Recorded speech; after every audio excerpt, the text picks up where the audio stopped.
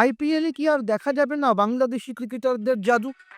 কেন হঠাৎ ভারতের জনপ্রিয় এই টুর্নামেন্ট নিষিদ্ধ করার চরম সিদ্ধান্ত নিল ইউনূস সরকার?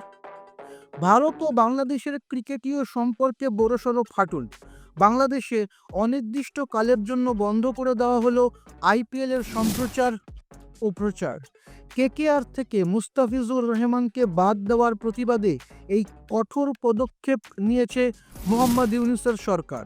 আসলে ভারতে বাংলাদেশের ক্রিকেটারদের নিয়ে সম্প্রতি অনেক বিতর্ক হয়েছে। বিভিন্ন মহলের চাপের মুখে বিসিসিআই মুস্তাফিজুরকে দল থেকে সরিয়ে দেওয়ার নির্দেশ দেয় কেকেআরকে, আর তার পাল্টা হিসেবেই বাংলাদেশ সরকার এই সিদ্ধান্ত নিল।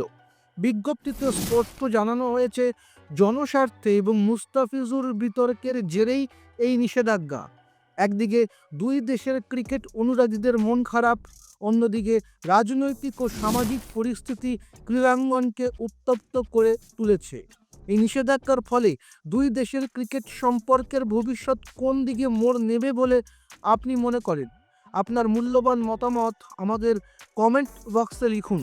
ভিডিওটি ইনফরমেটিভ মনে হলে লাইক দিন, এবং খেলা যদি আপনার পছন্দ হয়, খেলার আপডেট পেতে যদি আপনি ভালোবাসেন, তাহলে অবশ্যই এই বাংলা খেলার চ্যানেলটিকে সাবস্ক্রাইব করুন।